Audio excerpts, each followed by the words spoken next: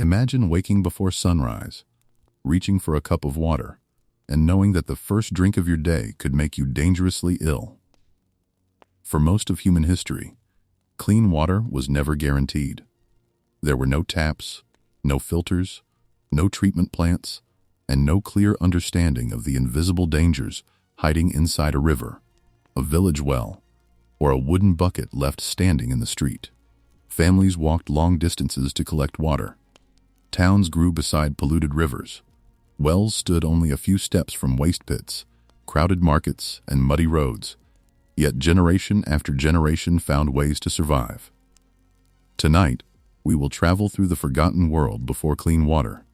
We will enter ancient cities, medieval villages, remote farms, and overcrowded streets to discover where ordinary people found their water, how they stored it, what they drank when water seemed unsafe, and how contaminated supplies quietly shape disease, work, childhood, and daily life. Some solutions were surprisingly clever.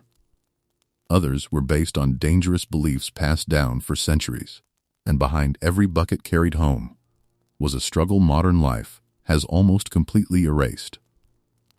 Before we begin, subscribe to History Before Us for more calm documentaries about the lives, hardships, and forgotten routines of ordinary people throughout history. And tell us in the comments, what time is it where you are? And which city are you listening from? Now settle in, lower the lights, and let us return to an age when finding enough water to survive was only the beginning. Long before water flowed quietly from kitchen taps, before pipes disappeared beneath streets and reservoirs stood beyond the edges of cities, every drink began with a journey. Water had to be found, collected, carried, stored, guarded, and somehow trusted. It was not simply part of daily life. It shaped the rhythm of every morning, determined where settlements could exist, influenced the labor of families, and placed invisible limits on how large a community could become. For most people, the day began not with breakfast, but with the question of water. In a small village, the first movement might come before sunrise. A door opened into the cold air. A clay vessel, wooden bucket, or leather container was lifted from the floor. Someone walked toward a stream, spring, pond, or communal well. The distance might be only a few hundred steps, but it could also stretch across fields, down steep paths, or beyond the protection of the settlement. In dry seasons, the journey grew longer. In winter, the path became muddy or frozen. During conflict, even a familiar water source could become dangerous to reach. The task often belonged to women, children, servants, or enslaved people, depending on the society and the period. The strongest members of a household might spend their days farming, trading, building, or fighting, while others carried the water that made all of those activities possible. A single container could be painfully heavy. 1 liter of water weighs approximately 1 kilogram, and a household needed far more than a few liters. Water was required for drinking, preparing food, washing hands and faces, cleaning tools, caring for animals, making bread, brewing drinks, and sometimes controlling fire. Yet every additional bucket meant another journey. This is one reason people in the past often used much less water than modern households. Water was valuable, not because it was always rare, but because it demanded physical effort. Every drop brought into a home had been lifted, carried, and protected by human hands. A person living beside a river still needed to climb down to the bank, fill a vessel, and carry it back without spilling. A family living near a well had to wait its turn, lower a bucket, pull the weight upward, and transport it home. The simple act of obtaining water consumed time. In cities, the problem became more complicated. A small village could gather around one spring or well, but a growing town placed enormous pressure on every available source. Hundreds and eventually thousands of people might rely on the same river. Animals drank from it. Craftsmen used it. Waste entered it. Boats crossed it. Clothes were washed along its banks. Butchers cleaned tools nearby. Tanneries, dye workshops, and other trades sometimes released unpleasant materials into the current. The river carried everything away, but it also carried everything towards someone else. People understood that water could become foul.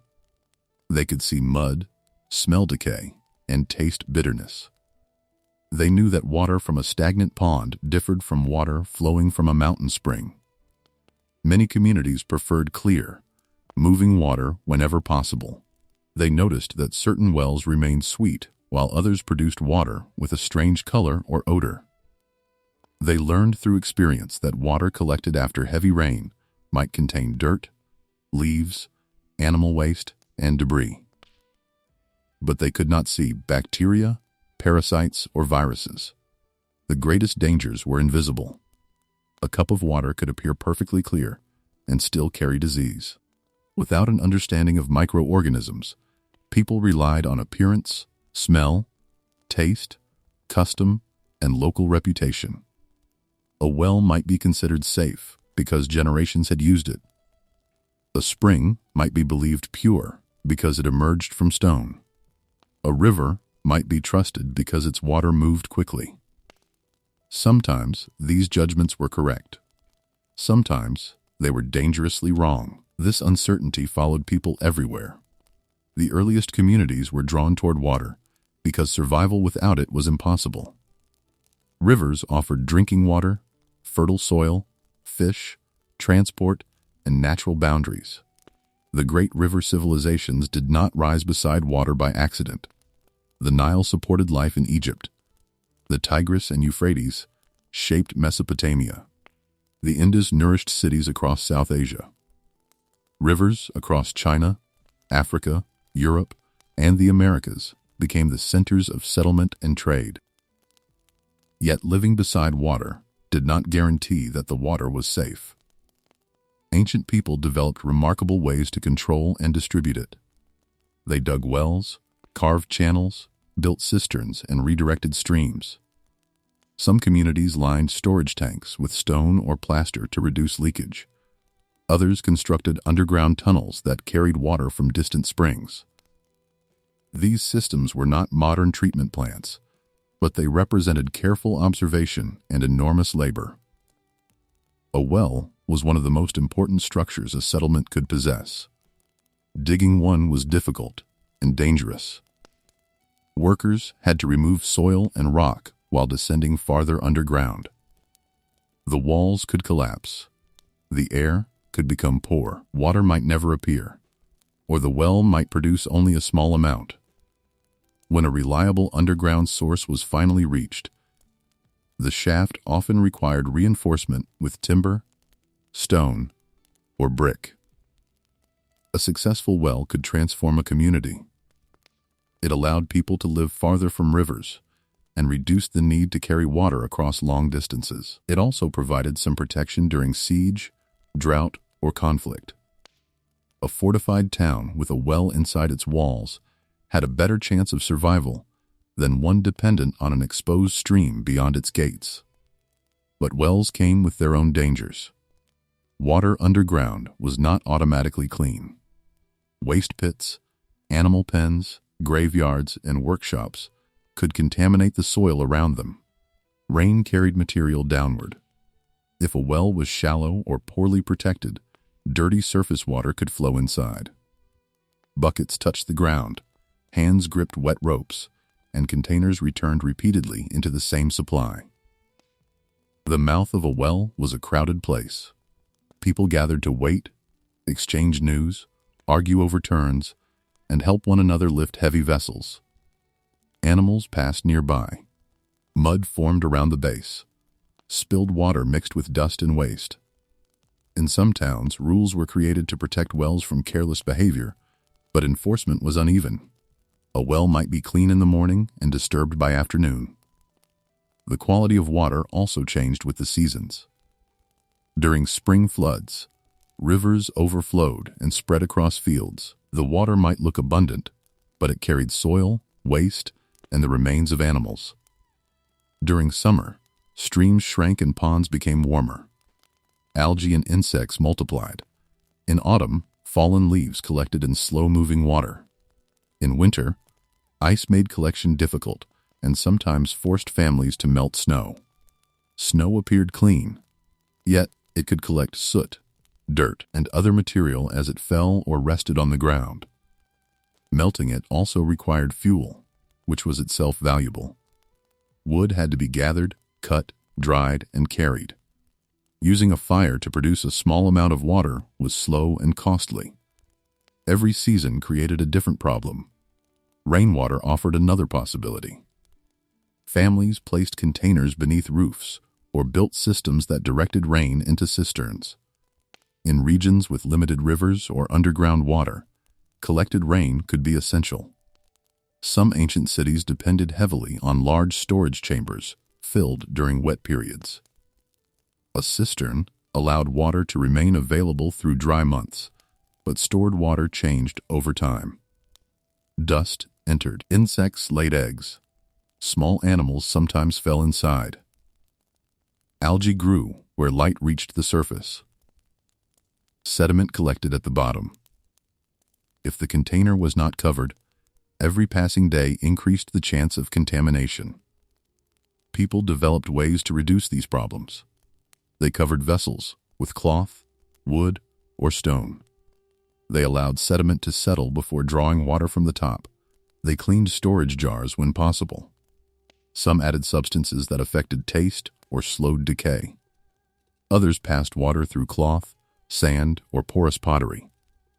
These methods could improve clarity, but clear water was not always safe water. The containers themselves mattered.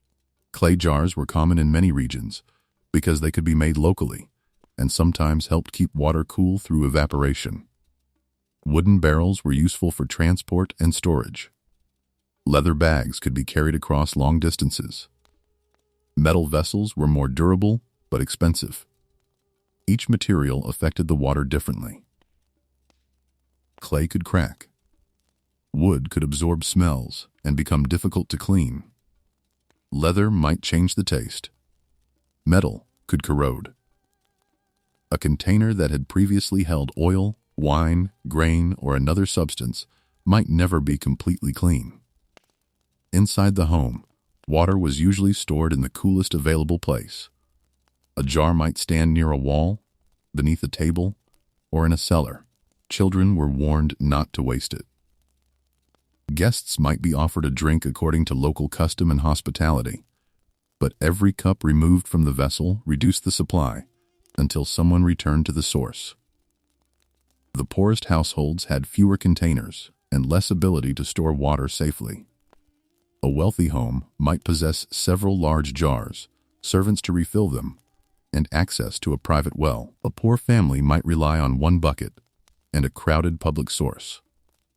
Social status influenced not only the quantity of water available, but also its quality. In some cities, water sellers became familiar figures. They carried barrels, skins, or buckets through the streets and sold water to households that could not easily reach a well or fountain. Their work saved customers time, but the source of the water was not always known. A seller might claim it came from a clean spring while filling the container from a closer river.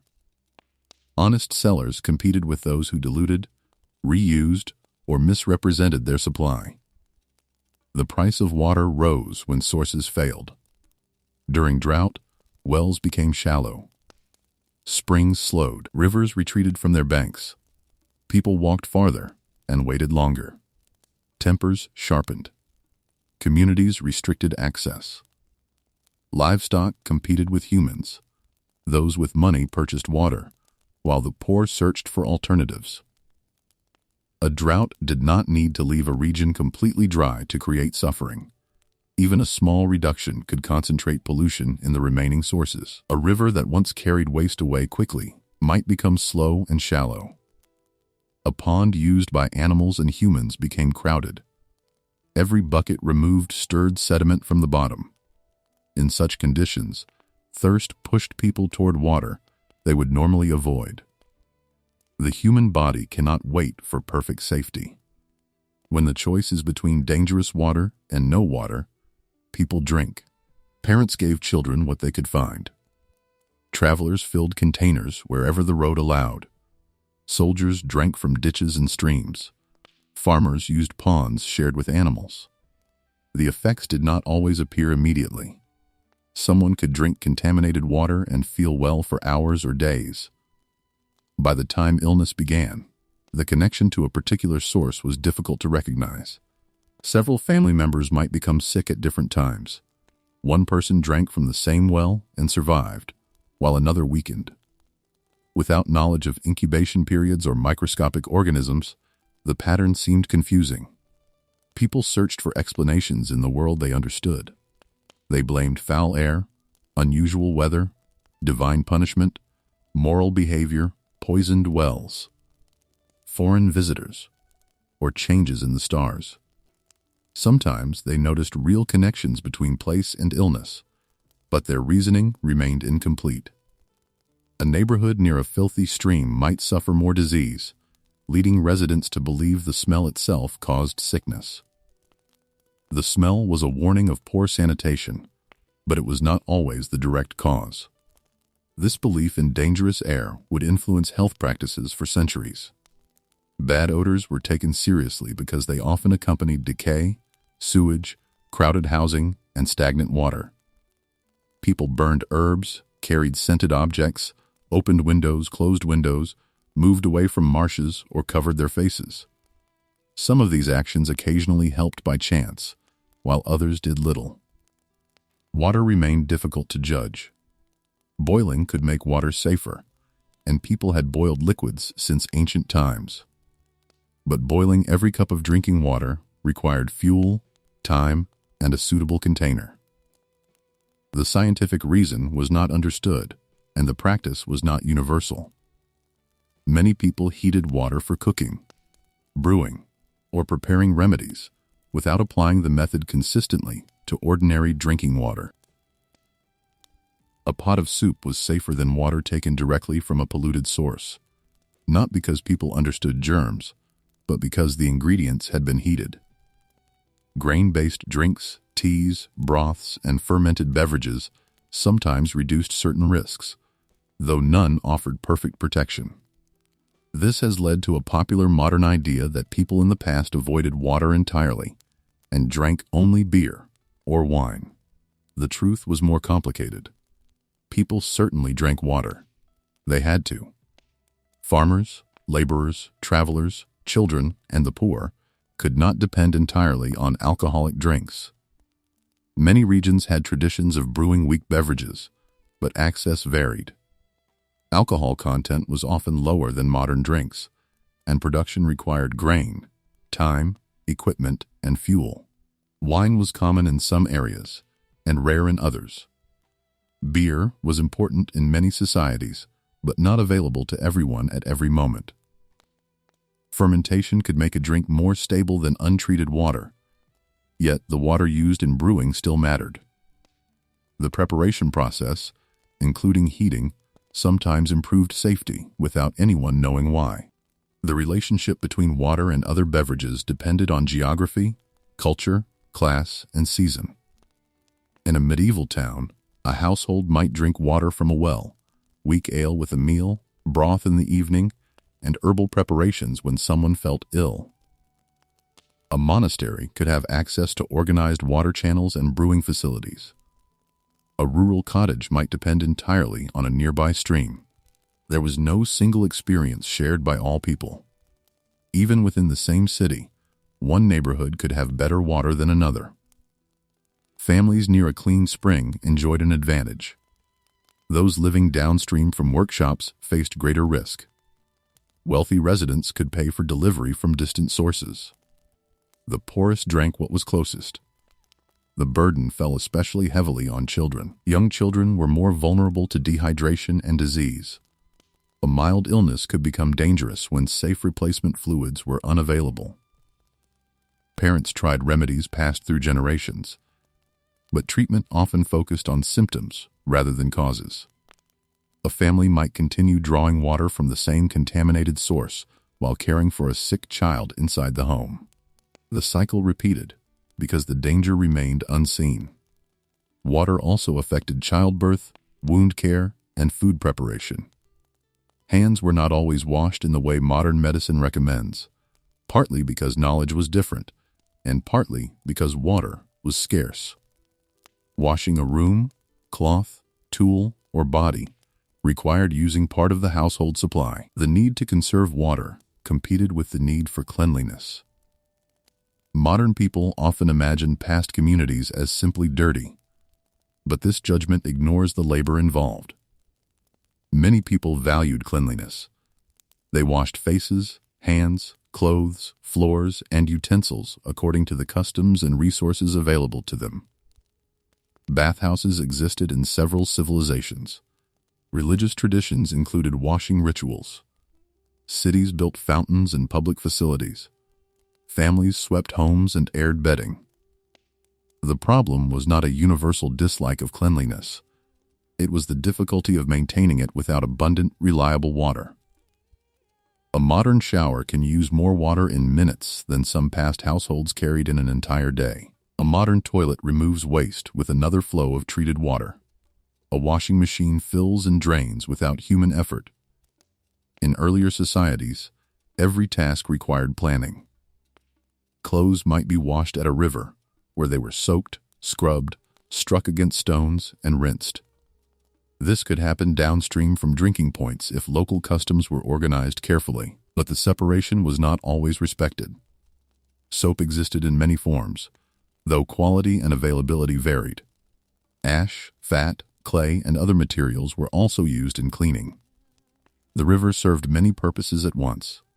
Upstream, someone filled a drinking vessel.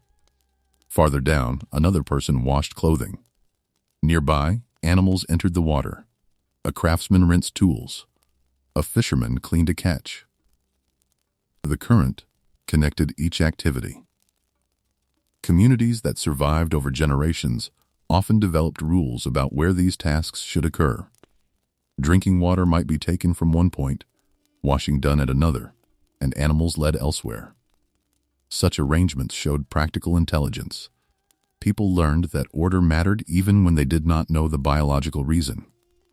But rules weakened when cities became crowded. Population growth created pressure faster than infrastructure could adapt. Houses were built close together. Waste accumulated. Wells served more users than intended. Streets became channels for runoff. During heavy rain, material from the ground entered water sources. During dry weather, filth remained concentrated. A city could appear powerful from a distance, protected by walls and filled with markets, churches, temples, palaces, workshops, and towers. Yet its survival depended on a fragile network of wells, fountains, streams, carriers, and storage tanks. If that network failed, daily life stopped. Fire made the danger especially clear. Medieval and early modern towns contained wooden buildings, thatched roofs, workshops, ovens, candles, and open hearths. A small flame could spread rapidly. Residents formed bucket chains, drawing water from wells or rivers. But the same limited supply needed for drinking was suddenly used to save homes. In times of siege, enemies targeted water access. They blocked channels, guarded rivers, damaged aqueducts, or contaminated exposed sources. Defenders rationed what remained. Wells within walls became precious. Cisterns were sealed and protected. Thirst could force surrender even when walls remained unbroken. Water was therefore not only a household need, it was a source of political and military power. Rulers who supplied water gained prestige. Public fountains could represent generosity, order, and control. Aqueducts demonstrated engineering skill and state authority. A city with flowing fountains seemed prosperous, yet the grand appearance often concealed unequal access. The water reaching a palace or public square might be cleaner than what ordinary residents collected from shallow wells. Some systems delivered fresh water, while older sources continued to be used by crowded neighborhoods. Infrastructure improved life, but it did not automatically reach everyone. Ancient Rome is often remembered for its aqueducts, baths, fountains, and sewers. These were extraordinary achievements. Water traveled across long distances through carefully engineered channels. Public baths became central to social life. Fountains provided water to residents. But even such an advanced system did not create modern sanitation. Water quality varied. Storage tanks required maintenance. Pipes and channels could become damaged. Waste management remained imperfect. The city still faced disease. Engineering reduced certain hardships without eliminating the invisible threats. Elsewhere, societies developed different solutions suited to their landscapes. In arid regions, underground channels protected water from evaporation. In mountain settlements, springs were directed through wooden or stone conduits. In areas with seasonal rain, large cisterns captured water for dry months. In river valleys, canals supported both irrigation and settlement. Each system reflected an understanding of movement, gravity, soil, and climate. People knew water followed slopes. They recognized that shade kept it cooler. They learned which stones resisted leakage. They cleaned channels, repaired walls, and removed sediment. This knowledge was practical, accumulated through observation and passed between generations. The history of water before modern treatment is therefore not simply a story of ignorance. It is also a story of adaptation. A family that covered its water jar was reducing contamination. A village that protected a spring with stone walls was preserving its source. A city that separated drinking fountains from animal troughs was responding to experience. A traveler who preferred moving water over a stagnant pool was making a reasonable choice. The tragedy was that experience could not reveal everything. A source might remain safe for years and suddenly become contaminated after flooding. A well might appear unchanged while waste slowly entered underground. A river might look fresh while carrying disease from a settlement far upstream. Trust was always temporary. The people who carried water home could not test it. They could not send a sample to a laboratory. They could only examine it under daylight, smell it, taste it, and remember what others had said. If the water seemed normal, it was used. The first drink of the day entered the body with no guarantee. For countless generations, this uncertainty was accepted because there was no alternative. Water was life, but it could also carry suffering. The same river that fed crops might spread disease. The same well that supported a village could become the center of an outbreak. The same bucket that returned home with relief could bring an invisible danger across the threshold. And still, every morning, someone lifted the empty vessel and walked toward the water. As settlements grew into towns and towns became cities, the struggle for water changed.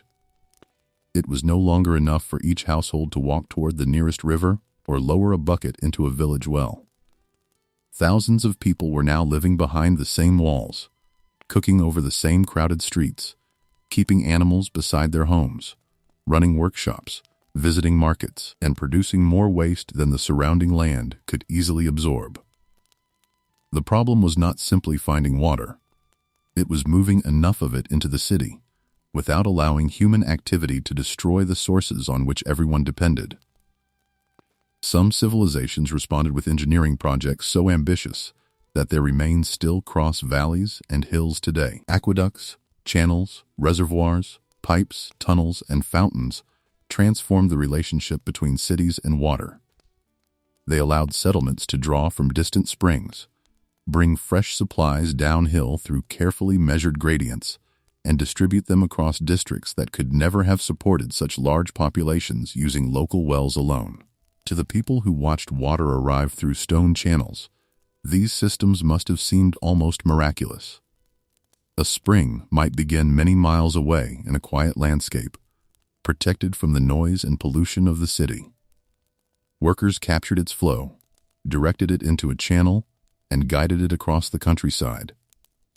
The slope had to be gentle enough to prevent destructive speed, yet continuous enough to keep the water moving.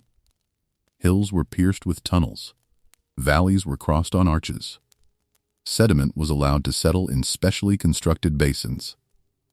When the water finally reached the city, it entered storage tanks before being divided among fountains, bathhouses, workshops, wealthy homes, gardens, and public buildings. The greatest aqueduct systems were not created by guesswork alone.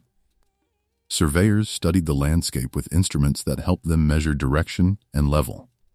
Builders understood that small errors repeated across long distances could leave the water trapped or send it rushing too quickly. Stone had to be cut, mortar prepared, channels sealed, and routes maintained. An aqueduct was therefore not only a structure, it was a permanent demand for organization. Leaves, mud, mineral deposits, and roots could obstruct the flow. Walls cracked. Tunnels collapsed. Floods damaged exposed sections. Unauthorized users cut openings into channels. Officials had to inspect the system, assign workers, control access, and resolve disputes. The water reached the city only because people were constantly repairing the path it followed. Ancient Rome became the most famous example of this achievement. Over centuries, multiple aqueducts delivered enormous quantities of water from springs and rivers beyond the city. The supply fed public fountains, where ordinary residents filled containers, vast bathing complexes, ornamental pools, private houses, latrines, and industrial activities. For a resident accustomed to carrying water, the sight of a continuously flowing fountain represented wealth beyond measure. Water that did not need to be pulled from the earth or lifted from a river could be collected quickly. It also moved instead of standing in a jar or shallow well, reducing some forms of contamination. Yet the system remained unequal. Most people did not have water flowing directly into their homes. They still walked to a fountain and carried it back through crowded streets. Private connections were usually associated with wealth, influence, or official privilege. The finest houses could have pipes, courtyards with fountains, and household servants responsible for maintaining the supply. Poor residents living in upper rooms of apartment buildings faced a much harder task. A bucket that seemed manageable at street level became exhausting when carried up several flights of narrow stairs. In densely populated Roman neighborhoods, many families lived in multi-story buildings. Their rooms might have little space for storage. Water had to be transported upward, while waste had to be taken downward. The temptation to throw dirty liquids into the street could be strong, even where rules discouraged it. Public fountains reduced the burden, but did not eliminate it. People gathered around them throughout the day. Servants waited beside laborers. Children played near the overflow. Containers touched the stone edges. Water spilled onto the ground and mixed with dust, food remains, and animal waste. The city might possess a magnificent hydraulic network, while its streets remained deeply unsanitary. Roman sewers are often treated as evidence of a city approaching modern cleanliness. Some drains were indeed impressive. They carried rainwater, waste, and overflow away from certain areas. Large channels prevented flooding and helped manage the constant movement of water. But the system was not equivalent to a modern sewage network. Many homes were not connected. Waste still entered cesspits, streets, open channels, and the river.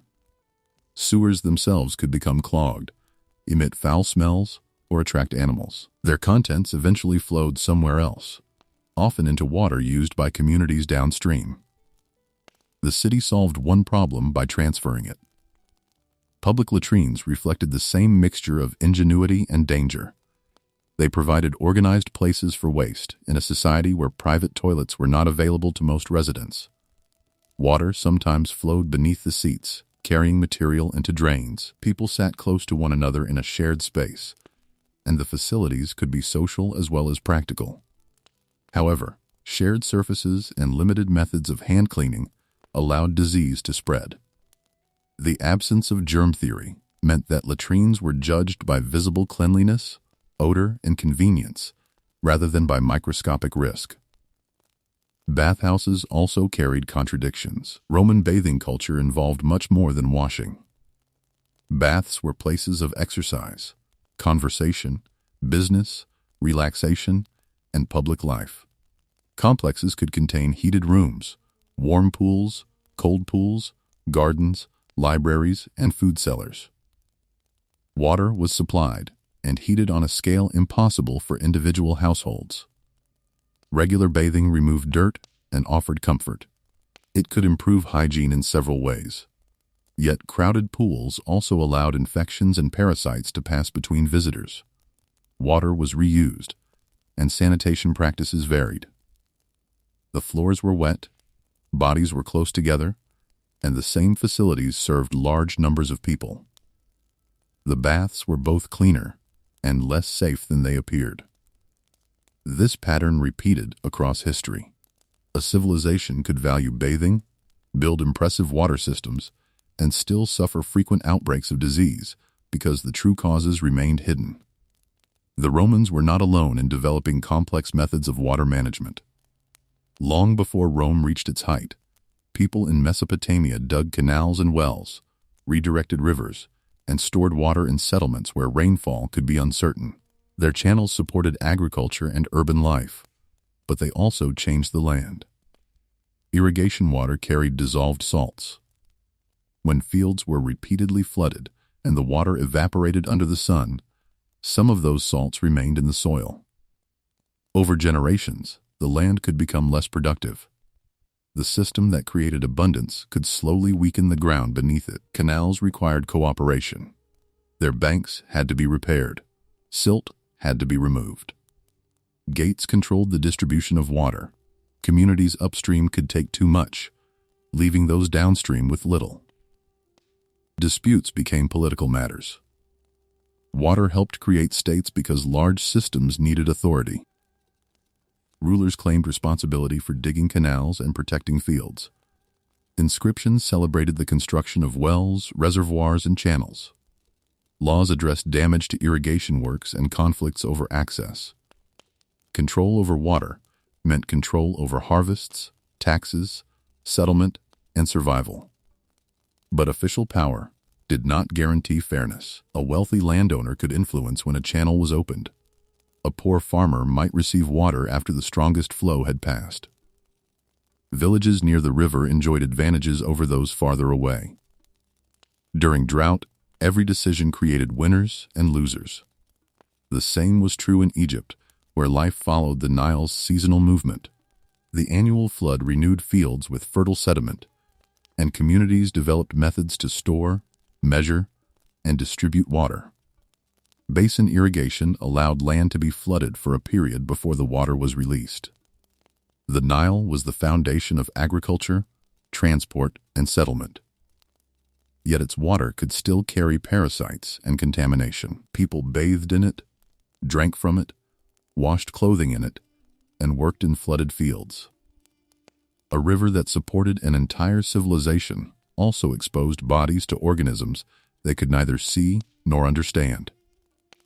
Ancient medical texts reveal that people observed symptoms carefully.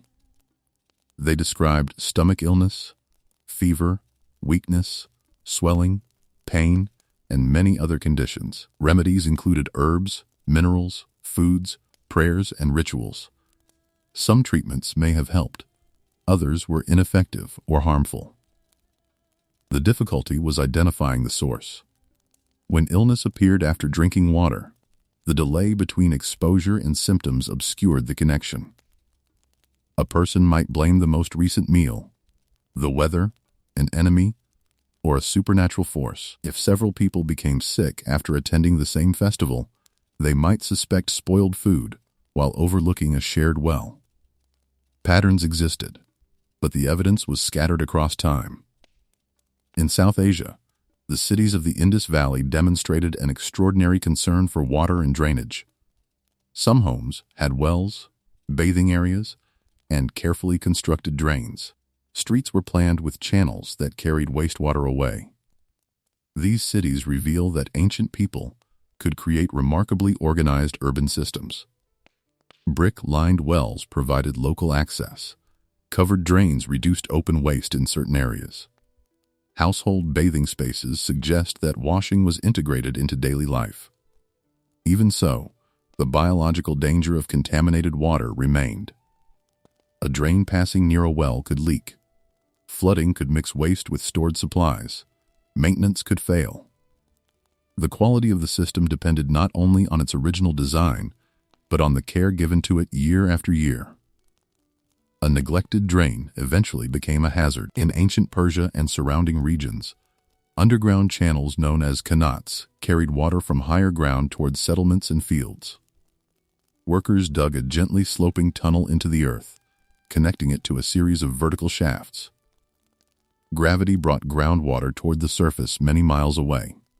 The underground route protected the water from intense heat and evaporation. It also allowed communities to live in dry environments where surface streams were unreliable. Constructing a qanat required knowledge, courage, and cooperation. Workers descended into narrow shafts, removed soil, and maintained the precise slope of the tunnel. A collapse could bury them alive. A miscalculation could make years of effort useless. Once completed, the qanat became the hidden lifeline of a settlement. Its water fed homes, gardens, farms, and public spaces. Families depended on a structure they could not see, running silently beneath the ground. Ownership and maintenance were carefully regulated. Access might be divided according to time. One farmer received water for a certain number of hours before the flow was redirected to another. The schedule could continue through the night, forcing users to work in darkness when their turn arrived. Time itself was measured through water. Water clocks appeared in several ancient societies.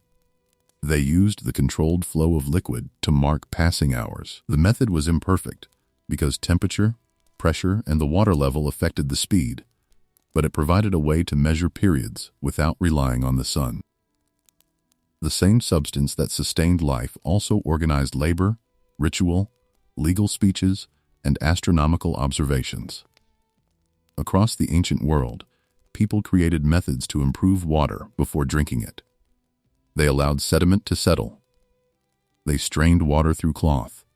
They stored it in vessels made of porous materials. They exposed it to sunlight or transferred it repeatedly between containers to improve taste. They added substances believed to purify it. Some Greek and Roman writers discussed the qualities of different water sources. They compared rainwater, spring water, river water, lake water, and water from marshes. They understood that location affected taste and health. Clear, cool, moving water was generally preferred. Stagnant or foul-smelling water caused suspicion. Certain writers advised boiling questionable water or filtering it through sand. These observations were important, yet they remained incomplete. Boiling could reduce danger, but only when done thoroughly. Filtering through cloth removed visible material, but not most microorganisms. Sand filtration could help, depending on its design, but ancient household methods lacked consistency. Water that tasted good could still be harmful. Water with a strange mineral taste could sometimes be biologically safer than a pleasant-looking river. The senses were useful, but unreliable judges. As ancient empires declined, their water systems did not simply vanish overnight. Some aqueducts continued functioning for centuries. Others were damaged by war, earthquakes, neglect, or lack of funding. Skilled workers disappeared. Political authority weakened. Population declined in certain cities, reducing the need and resources for large systems. A broken aqueduct transformed urban life. Fountains stopped flowing. Bathhouses closed. Residents returned to wells, rivers, and rainwater. Buildings once supplied by distant springs became dependent on local sources. The loss of infrastructure increased the daily burden, especially for the poor. In medieval Europe, water access varied enormously from place to place. Some cities inherited Roman structures. Others grew around rivers, springs, monasteries, castles, or market roads. Wells and fountains remained central. Wooden pipes carried water in some towns. Conduits redirected springs. Cisterns collected rain. The image of every medieval person drinking from a muddy ditch is inaccurate. Communities invested heavily in obtaining usable water. Religious houses sometimes developed sophisticated systems that directed clean water toward kitchens, infirmaries, wash areas, gardens, mills, and fish ponds. Monasteries could become islands of hydraulic order. A carefully chosen spring might be divided into several streams. The freshest water entered the kitchen or drinking supply first. It then passed toward washing facilities or workshops before reaching drains and gardens. The arrangement reflected an understanding that water became less desirable after use. Monastic rules encouraged routines of washing and cleanliness, although practices differed between orders and periods. Infirmaries needed water for patients. Kitchens required it for food. Breweries depended on reliable supplies. Guest houses increased demand. The system worked because the community controlled both the land and the infrastructure. Cities were more difficult. A medieval town attracted traders, pilgrims, craftsmen, laborers, animals, and carts. Streets were narrow. Buildings expanded upward. Markets generated food waste. Butchers produced blood and remains. Tanneries used substances that created powerful odors. Dyers released colored liquids. Metal workers, brewers, bakers, and cloth workers all needed water. Some trades were placed near rivers because the current could supply water and carry waste away. This was convenient for the workshop and dangerous for everyone downstream. City authorities were not always indifferent. Records show efforts to restrict dumping, protect conduits, regulate wells, and assign certain sections of rivers to particular activities. But enforcement depended on officials, local power, and the willingness of residents to cooperate. A rule written in a council book did not clean the street by itself. People continued to act according to necessity. A butcher with waste to remove chose the nearest channel. A household with dirty water emptied it where space allowed. A craftsman under pressure finished his work quickly. Each act seemed small, but thousands of small acts changed the environment. Rain carried material from streets into drains, streams, and shallow wells. Floods spread the contents of cesspits. During dry weather, waste accumulated until the next storm moved it elsewhere. The city never remained still. Pollution traveled. Public wells became points of tension. Their location affected property values and daily routines. A well near the market served many users but also stood amid animals, carts, spilled food, and mud. A well inside a religious precinct might be more protected, but less accessible. People sometimes locked wells at night or placed covers over them.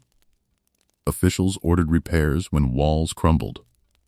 Neighbors contributed money for ropes, chains, and buckets. A broken lifting mechanism could leave an entire district struggling. The communal bucket itself posed problems.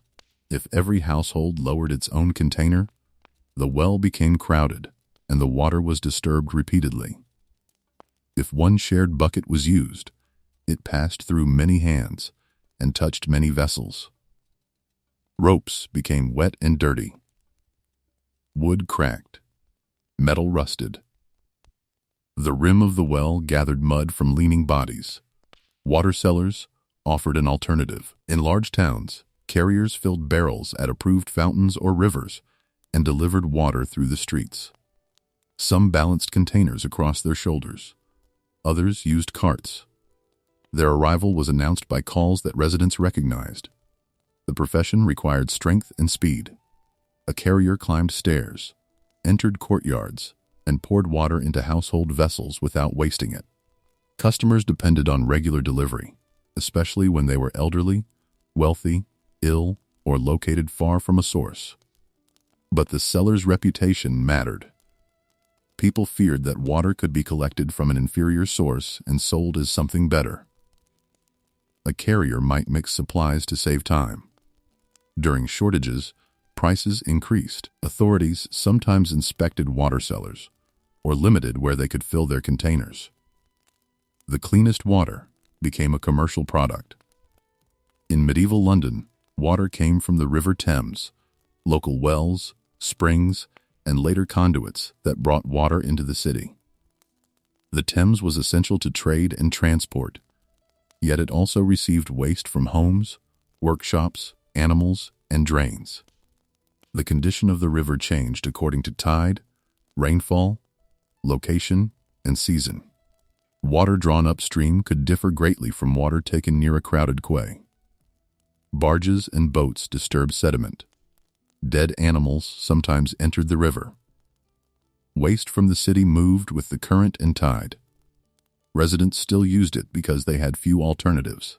Conduits fed by cleaner springs offered better water, but access could be crowded and uneven. On special occasions, a conduit might even flow with wine as part of a public celebration, demonstrating that the structure had symbolic as well as practical value. Ordinarily, people arrived with pitchers, buckets, and barrels. Servants waited in line.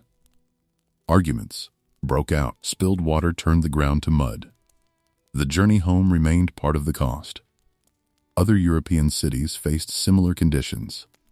Paris depended on the Seine, wells, fountains, and limited conduits. The river supported laundresses, fishermen, boatmen, tanners, and households. Each group treated the water differently, and their needs collided. Women washing clothing along the banks stood in cold water or leaned over wooden platforms.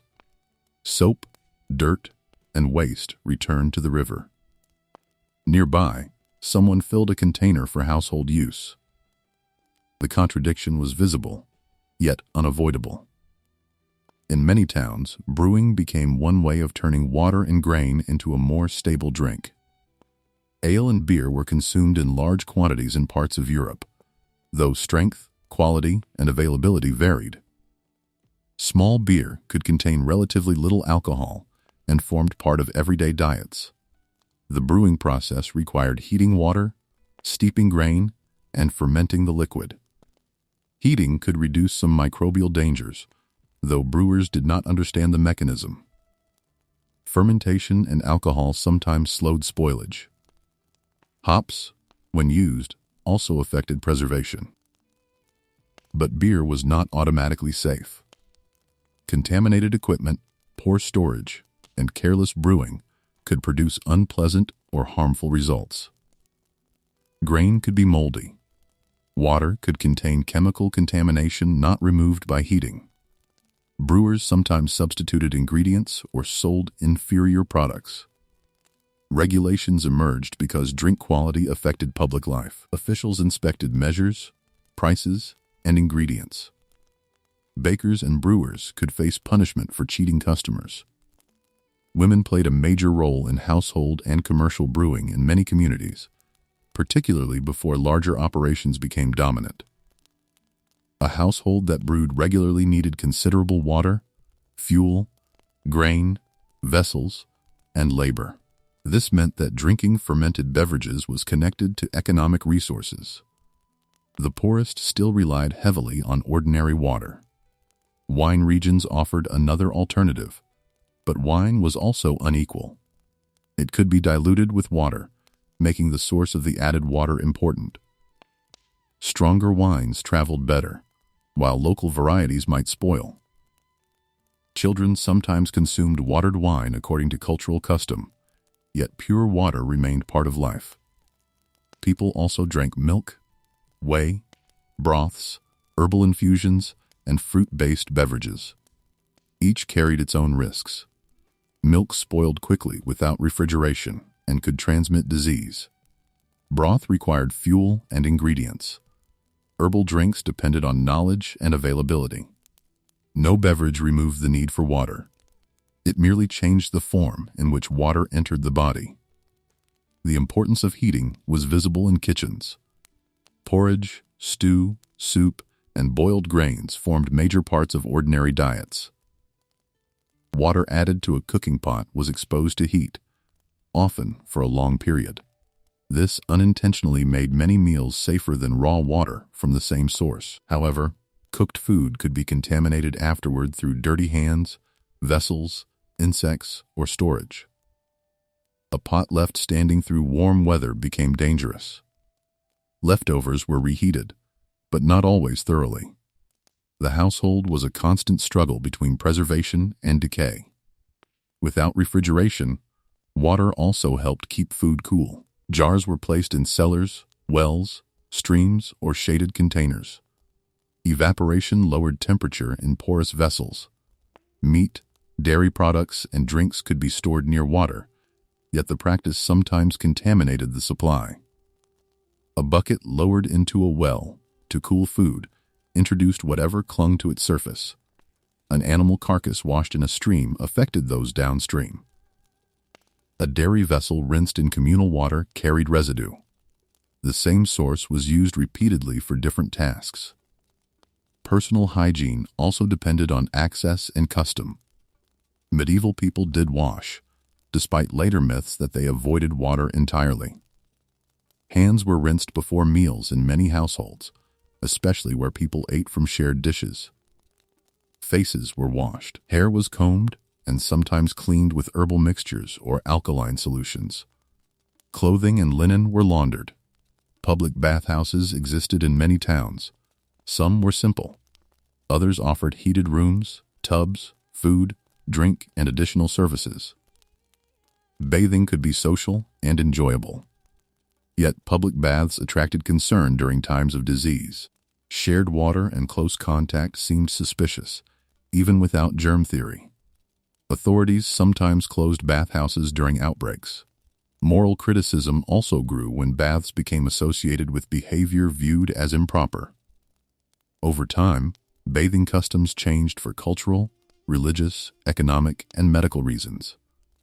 In some areas, full-body bathing became less common while washing with cloths, basins, and scented preparations continued. The decline of public bathing did not mean that all cleaning stopped.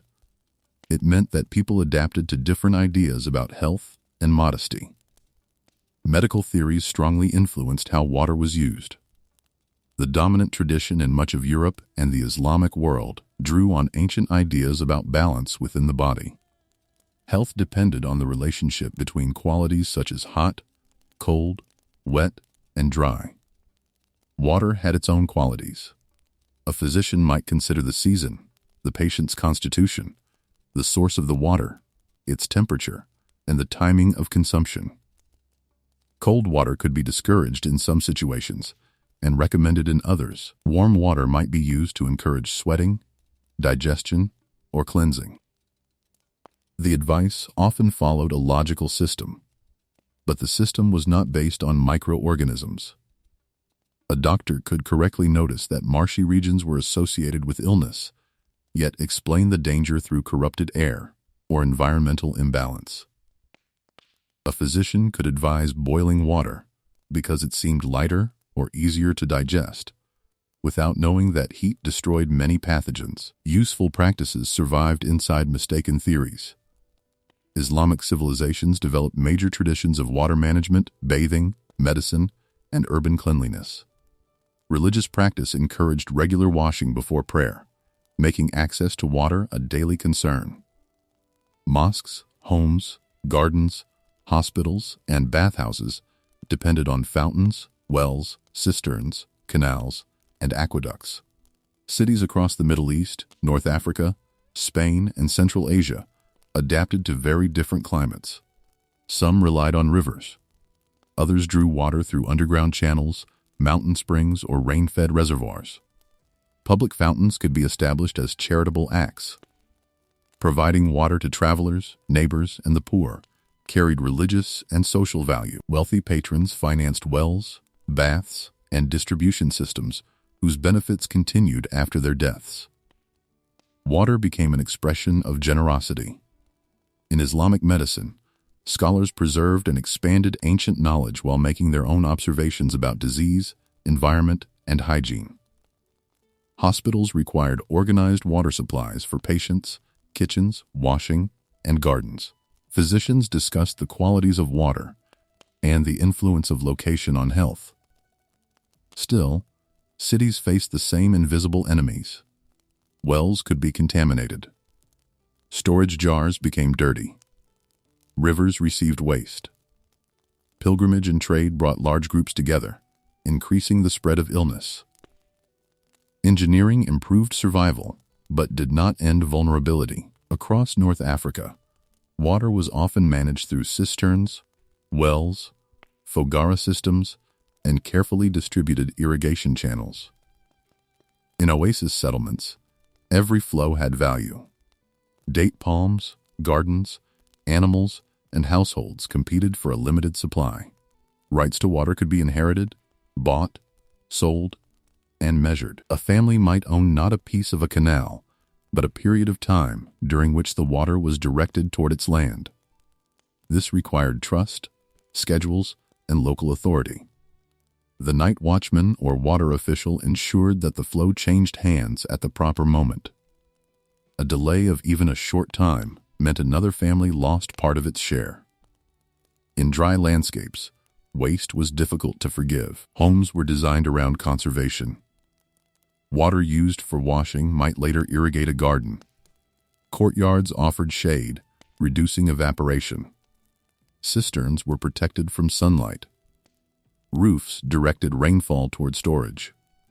Such systems reveal a deep understanding of scarcity. Yet stored water still needed care. Cisterns accumulated sediment and required cleaning. If a dead animal fell inside, the entire supply could be questioned. If rain washed roof dirt into the tank, the first flow of the season might be especially contaminated. People developed rituals for inspecting and cleaning reservoirs, but the work was heavy and unpleasant. In China, vast differences in geography led to equally varied water practices. Rivers, canals, wells, lakes, mountain springs, and rainwater supplied communities.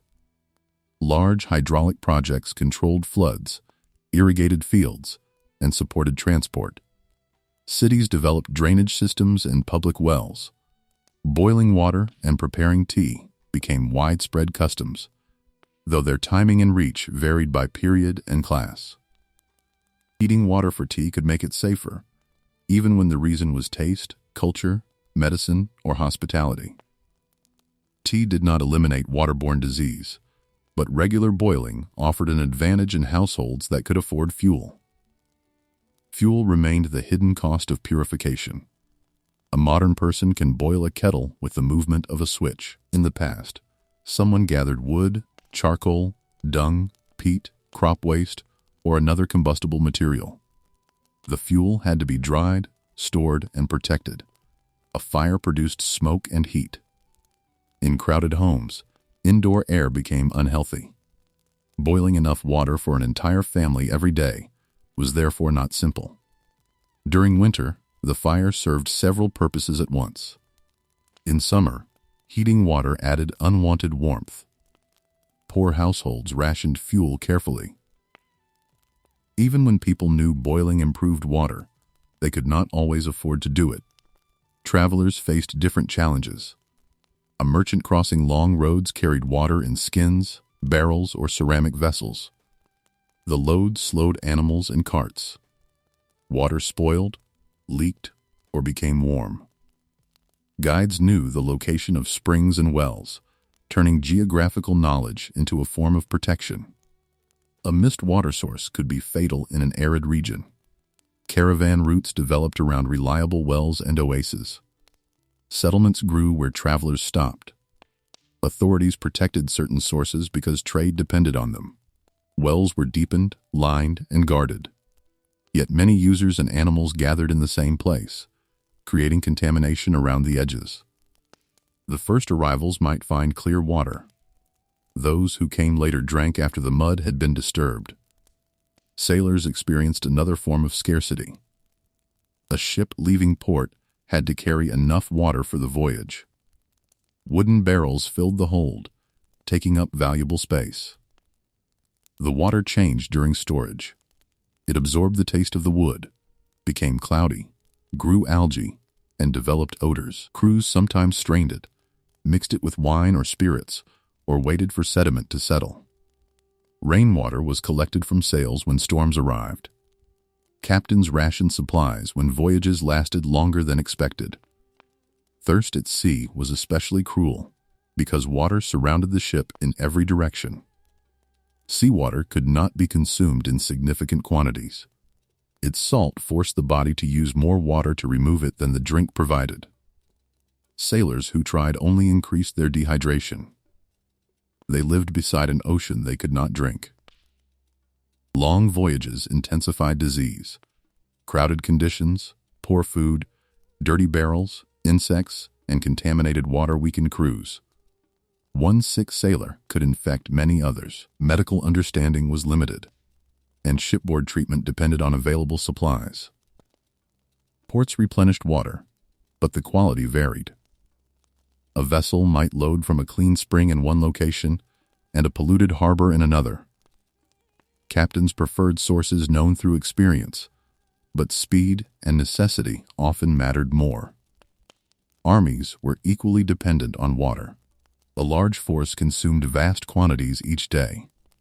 Soldiers drank, cooked, washed wounds, and cared for animals. Horses required far more water than humans.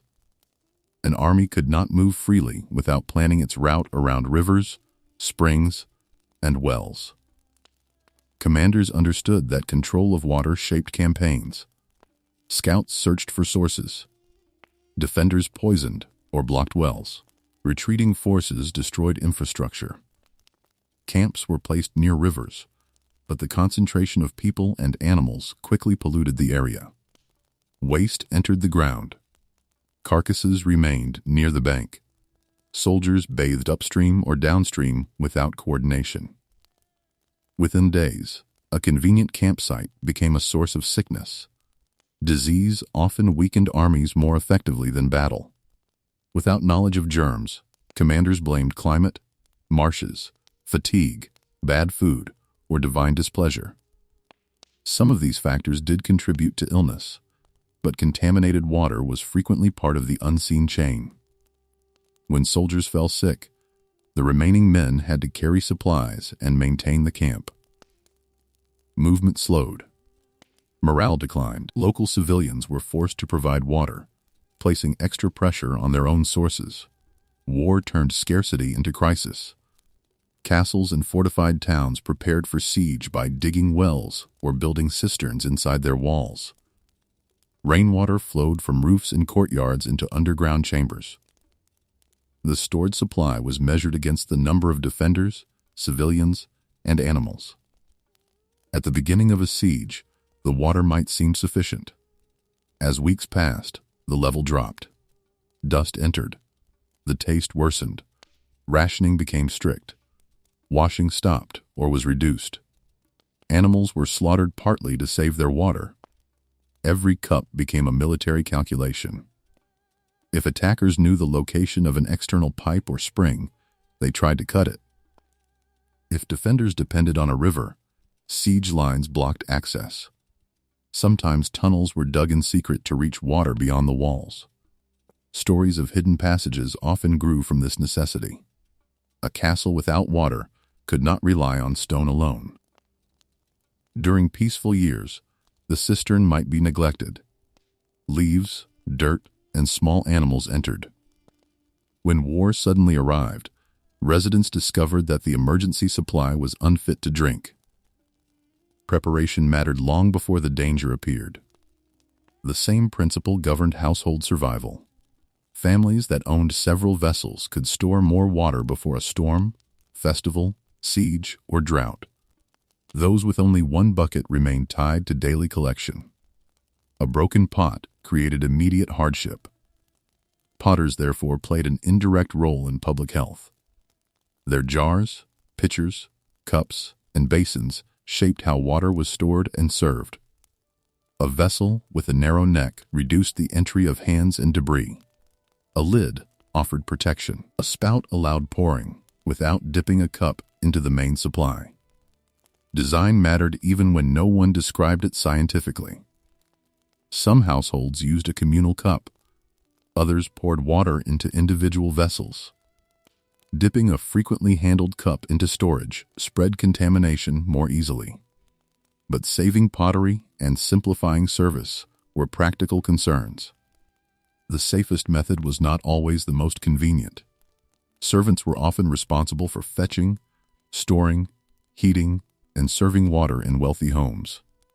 Their work remained nearly invisible in written records, focused on rulers and property.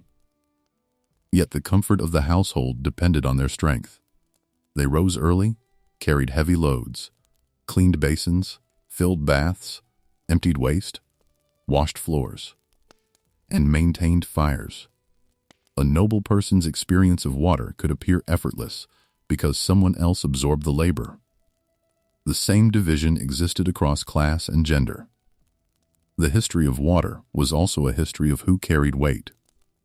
Women and girls frequently performed household collection, though patterns differed by society. The journey created social contact. At the well, news traveled quickly. Marriages were discussed. Conflicts were settled or intensified.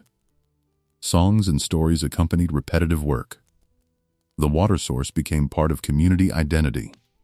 A spring might be associated with a saint, spirit, ancestor, or healing tradition. People visited it for cures, fertility, protection, or blessing.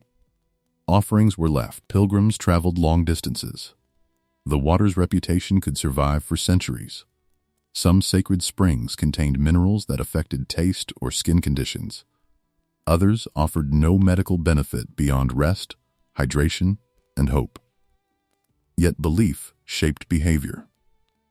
A person trusted water considered holy, even when its surroundings were crowded and contaminated. Faith could encourage care for a source, but it could also create dangerous confidence. The idea of pure water carried moral meaning. Clear springs symbolized innocence, renewal, and divine favor. Polluted water represented corruption. Religious texts and rituals used washing as a sign of transformation. These symbols emerged partly because people understood water's power to remove visible dirt. What they could not know was that the cleanest-looking water might still carry disease. The invisible world remained beyond reach. Occasionally, catastrophe made the connection between water and illness difficult to ignore. A group using one source suffered while another nearby remained healthy. A well became associated with repeated sickness. A neighborhood improved after changing its supply, but without a theory that could explain the pattern consistently, observations remained local. One town closed a suspicious well while another continued using a similar one. Knowledge traveled slowly, altered by rumor and tradition. People remembered outcomes, but not always causes. A spring praised by grandparents remained trusted even after the landscape around it changed. New houses, animal pens, and waste pits appeared uphill. The water looked the same, so the old reputation survived. The source had changed without changing its face. This was the central danger of life before clean water. Human senses had evolved to detect many threats: bitterness, decay, unusual color, foul smell. But the pathogens responsible for devastating disease often left no warning. Every system, from the smallest clay jar to the largest aqueduct, operated without knowledge of what truly needed to be removed. Civilizations could move water across mountains, measure it by the hour, store it beneath palaces, and bring it into crowded squares. They could build arches that survived for millennia and tunnels that still carried water centuries later. Yet one invisible organism passing through those magnificent structures could still enter thousands of homes. The achievement was real. So was the vulnerability. And as cities continued to grow, the consequences of that vulnerability became greater. More people shared the same sources.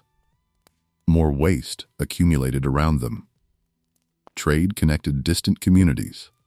Armies and pilgrims carried illness from one region to another. The ancient problem of finding water was slowly becoming something even more dangerous. The problem of discovering why water that appeared clean could still bring entire cities to their knees. By the beginning of the modern age, many of the world's great cities had become places of remarkable beauty and terrible contradiction. Towers rose above crowded roofs. Markets overflowed with imported goods. Printing presses spread new ideas. Ships crossed oceans. Workshops multiplied, and populations expanded faster than ever before. Yet beneath this growth lay an ancient weakness. Cities were still dependent on rivers, wells, pumps, fountains, and storage tanks that had changed little in their basic purpose. Water entered through one network, while human and animal waste left through another system that was often incomplete, damaged, or entirely absent. In many neighborhoods, the two paths crossed. The danger increased with every new resident. A village could survive with a nearby spring and a few shallow wells. A city of hundreds of thousands demanded an endless supply.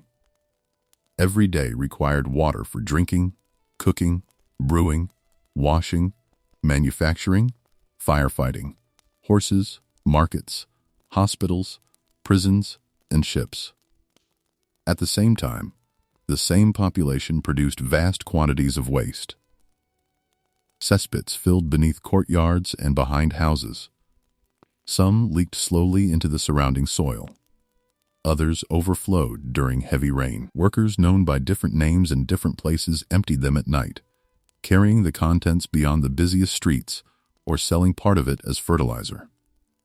Their work was essential, unpleasant, and dangerous. A neglected pit could remain close to a household well for years. The water below ground did not respect property lines. Liquid moved through gravel, sand, cracks, and loose earth. What disappeared from one yard could quietly enter the water drawn in another. People often believed that the soil purified whatever passed through it. Sometimes filtration through earth did improve water. But distance, soil type, depth, and the concentration of waste all mattered. A shallow well in a crowded district could become contaminated while still producing cool, clear water. The bucket rose, looking harmless. London became one of the clearest examples of the growing crisis.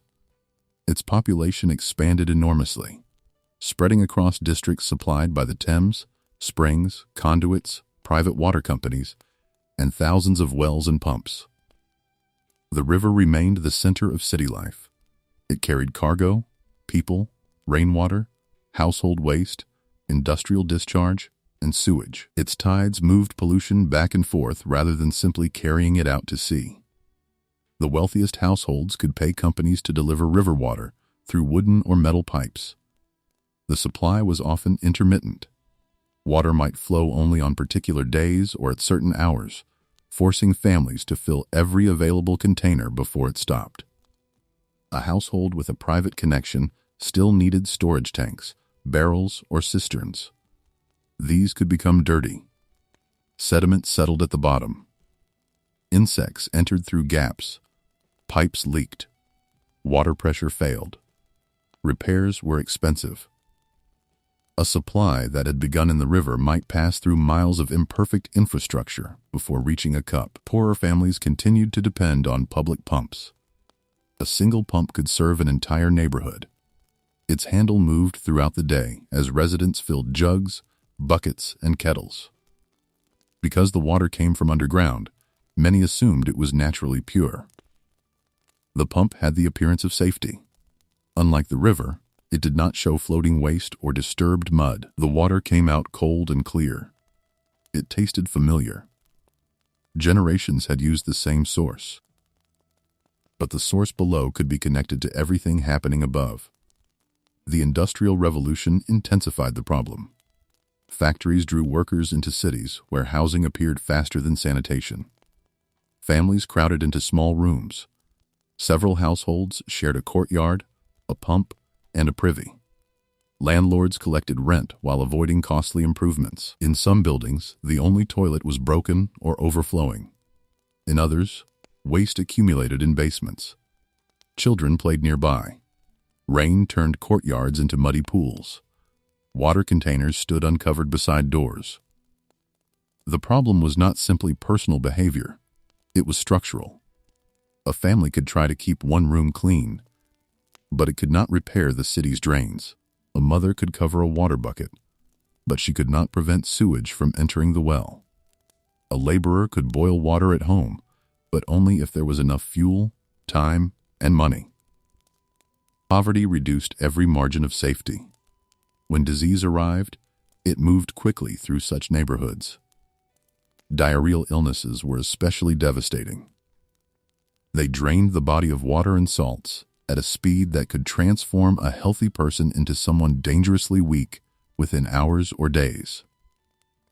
Without modern knowledge of rehydration and infection, treatment was uncertain.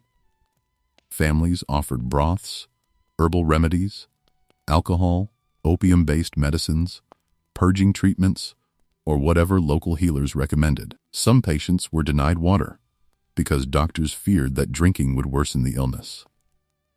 Others drank more from the same contaminated source. The attempt to help sometimes deepened the danger. One of the most feared diseases was cholera. It had long existed in parts of South Asia, but during the 19th century it spread along expanding networks of trade, travel, military movement, and empire.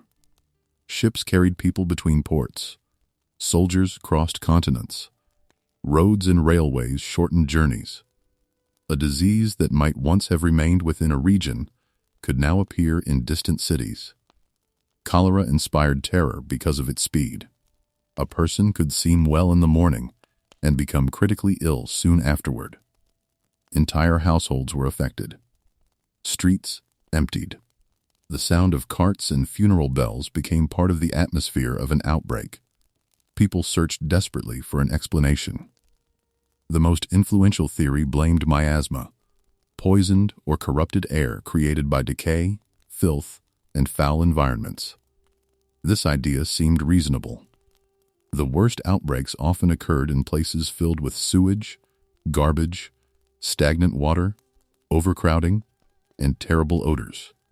The smell appeared to be the enemy. Officials ordered streets cleaned, waste removed, fires lit, and strong-smelling substances spread or burned. Houses were ventilated. Barrels of tar were ignited. Vinegar, herbs, and perfumes were used in attempts to protect the body. Some sanitation measures helped because removing waste reduced opportunities for contamination. Yet the theory could also direct attention away from the most important route of infection. A city might remove an unpleasant smell while leaving the water supply unchanged. The belief in miasma was not foolish in the simple sense. It was built from genuine observation. People living near filth often did become sick. The error lay in the invisible connection between them. The polluted environment was dangerous, but the odor itself was not carrying cholera from one stomach to another. Water contaminated by infected waste could do so without producing any obvious smell. To recognize that pattern required a new way of seeing the city. During a severe cholera outbreak in London in 1854, a physician named John Snow investigated deaths in the Soho district. Snow had already questioned the dominant theory that cholera spread mainly through the air. He believed that something swallowed was responsible. Instead of beginning with the smell of the neighborhood, he examined where victims had lived and where they obtained water. Death by death, address by address, a pattern appeared around a public pump on Broad Street. Families near the pump suffered heavily. Some people living farther away had also used its water because they preferred the taste. Meanwhile, certain nearby groups who did not rely on the pump experienced fewer deaths than expected. The pattern was not perfect, because human life never follows a map with complete simplicity. People moved. Some left the area. Others drank from multiple sources. Not every exposed person became visibly ill, but the concentration was difficult to ignore. Snow persuaded local authorities to remove the pump handle. By that point, the outbreak was already declining, so the removal did not single-handedly end the epidemic. Its importance was greater than that. It represented a change in how disease could be investigated. The city itself had become evidence. A pump, a well, a street, and the movement of residents could be studied as parts of one system. Illness was no longer only a mystery inside individual bodies. It had a geography. Further investigation suggested that waste from an infected household had entered the shallow well serving the pump. The water looked normal. Its reputation had been good. Yet a tiny route beneath the ground had connected a human illness to an entire neighborhood. The danger had traveled invisibly through water. Snow's conclusions were not immediately accepted by everyone. Miasma remained influential. The organism that causes cholera had not yet been fully integrated into public understanding, and many physicians were reluctant to abandon theories that had guided medicine for generations. Still, the evidence was accumulating. Other outbreaks revealed similar patterns. Communities supplied by one water company sometimes suffered more than those served by another. When an intake point was moved farther upstream, away from the most polluted sections of a river, disease declined. The source of water mattered more than its appearance. At the same time, engineers and reformers were drawing attention to the physical condition of cities. Reports described overflowing cesspits, damp housing, blocked drains, polluted wells, and rivers transformed into open sewers. The descriptions shocked wealthier readers who had rarely entered the poorest districts. But the crisis could not remain confined to one class.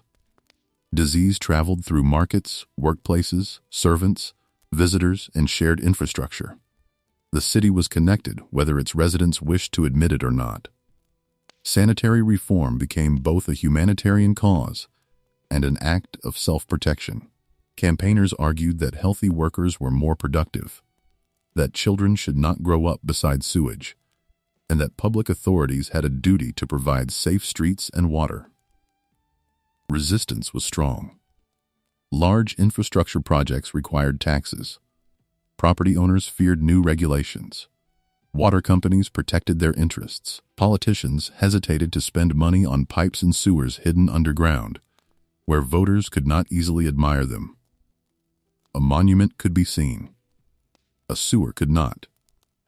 Yet the consequences of inaction became increasingly impossible to ignore. In London, the summer of 1858 brought an event remembered as the Great Stink. Hot weather intensified the smell of the polluted Thames. The odor reached the Houses of Parliament, where curtains were treated with chemicals in an attempt to make the air bearable. The river had been foul for years, especially to those living and working beside it. But when the smell entered the center of political power, action became urgent. The miasma theory helped motivate the response because people feared the odor itself. Ironically, a mistaken understanding of disease contributed to the construction of infrastructure that greatly improved public health.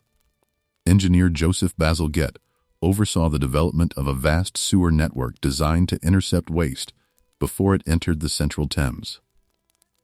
New pumping stations, embankments, tunnels, and outfalls transformed the city. The project required enormous excavation. Streets were opened. Brick tunnels were built below neighborhoods that continued living above them. Sewage was redirected farther downstream, away from the densely populated center.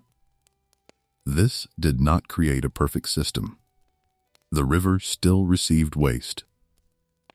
Storms could overwhelm capacity. Outfalls affected communities and environments elsewhere, but the separation of sewage from many urban water sources reduced one of the great dangers. Clean water required more than finding a fresh spring. It required controlling where waste went. Other cities faced similar decisions. Paris expanded sewers and water distribution. Hamburg, Berlin, New York, Chicago, and many other growing centers invested in filtration plants, reservoirs, pumping stations, and underground networks. Each city had its own geography. Some drew water from rivers. Others relied on lakes, mountain watersheds, wells, or distant reservoirs. Engineers studied elevation, pressure, flow, population growth, and fire risk. They calculated how much water a city would need not only that year, but decades into the future. Water infrastructure became one of the largest hidden constructions of the modern world. Mountains were tunneled. Valleys were flooded to create reservoirs. Villages were relocated. Rivers were diverted. Aqueducts stretched across vast distances. Water entered cities through pipes wider than rooms. The scale was new, but the purpose remained ancient, bringing dependable water close to human homes. Filtration became increasingly important. Early municipal filters often used layers of sand and gravel. Water moved slowly downward, leaving much suspended material behind. Over time, a biological layer formed near the surface of slow sand filters, helping remove pathogens and organic matter. Operators did not initially understand every process occurring inside the filter, but the results could be observed. Water became clearer. Disease rates sometimes declined. The filter turned an ordinary material into a barrier between the city and its river. However, filtration required care. Sand had to be cleaned or replaced. Flow rates had to be controlled. A damaged filter could offer false confidence. No single method solved every problem. A reservoir allowed sediment to settle and gave operators time to manage supply. Protected watersheds reduced contamination before water entered the system. Pipes prevented repeated contact with streets and buckets. Filters removed particles and many organisms. Later chemical treatment added another level of protection. The most important change was not one invention, but the creation of several barriers. The scientific understanding of disease was also changing. Microscopes had revealed tiny forms of life centuries earlier. But their connection to human illness was not immediately accepted. The invisible world was difficult to fit into existing medical theories. Many scientists still believed that microorganisms appeared spontaneously in decaying material. Others argued that these tiny organisms were causes of fermentation, spoilage, and disease, rather than merely consequences. Louis Pasteur's work helped demonstrate that microorganisms came from other microorganisms and played essential roles in processes such as fermentation. His experiments weakened the idea of spontaneous generation and gave new support to the possibility that invisible living agents affected health. Robert Koch and other researchers developed methods for linking particular microorganisms to particular diseases. Laboratory techniques improved. Samples could be stained, cultivated, compared, and studied. The mysterious enemy began to acquire a form.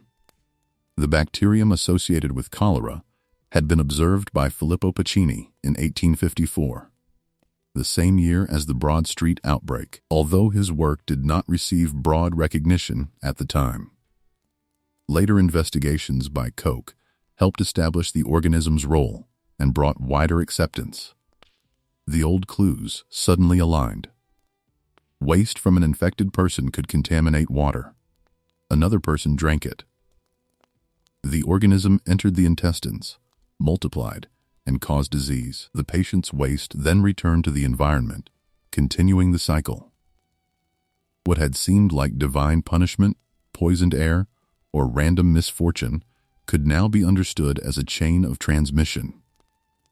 Once the chain was understood, it could be interrupted.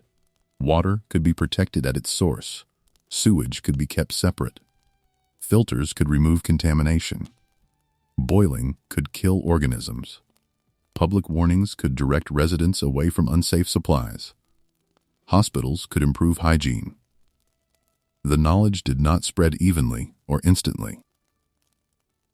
Many people resisted germ theory because invisible causes seemed abstract.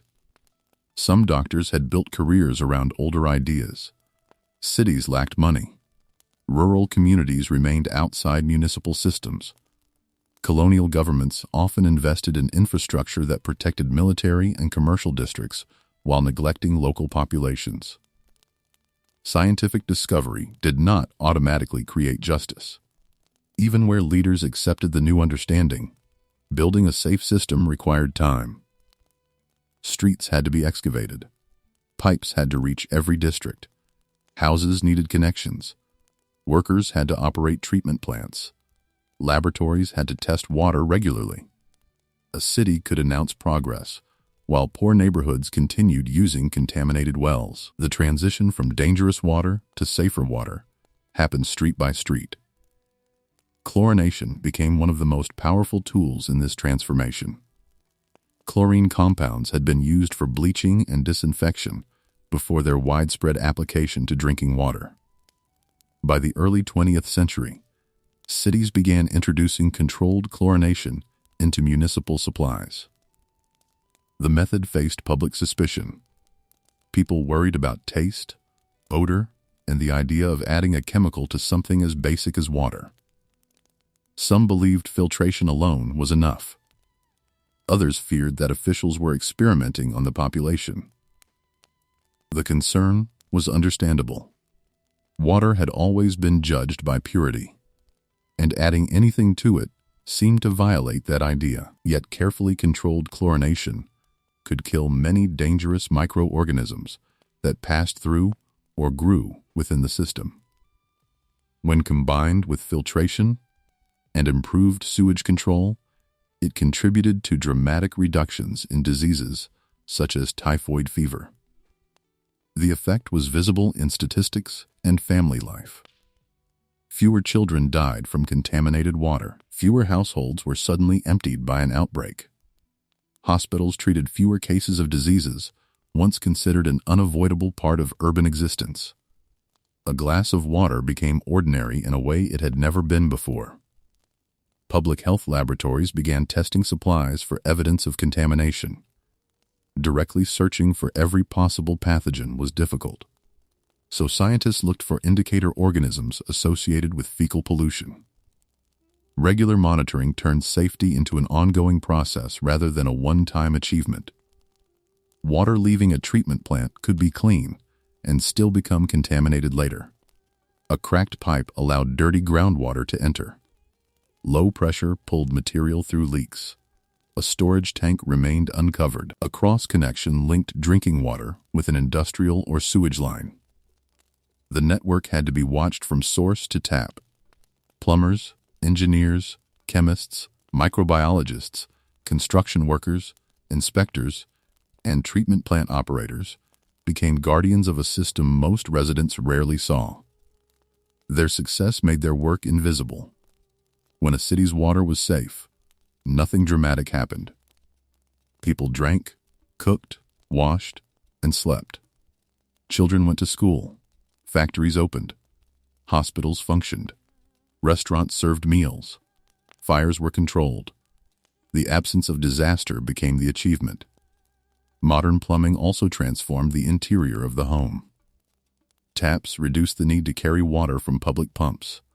Sinks made washing easier. Toilets moved waste away quickly. Baths and showers used quantities once available only to palaces or public bathhouses. Daily behavior changed because effort changed. When water had to be carried upstairs, every basin was measured. When it arrived through a pipe, people could wash more often, clean floors more thoroughly, rinse food, and launder clothing with less physical labor. The improvement was enormous, but it created new demands. Cities needed more reservoirs, pipes, pumps, and energy. Sewage volume increased. Waste that had once remained in a pit now flowed rapidly toward rivers. The flush toilet solved one household problem by creating a larger municipal responsibility. Sewage treatment became necessary to avoid turning every downstream community into the victim of an upstream city. Early systems often focused on removing solids and allowing organic material to settle. Later processes used microorganisms to break down waste. Additional stages targeted nutrients, chemicals, and pathogens. The water cycle had become industrialized. A drop might fall as rain in a distant watershed, enter a reservoir, pass through a treatment plant, travel beneath a city, emerge from a tap, flow through a drain, reach a sewage plant, and return to a river. Each stage depended on technology, rules, and human attention.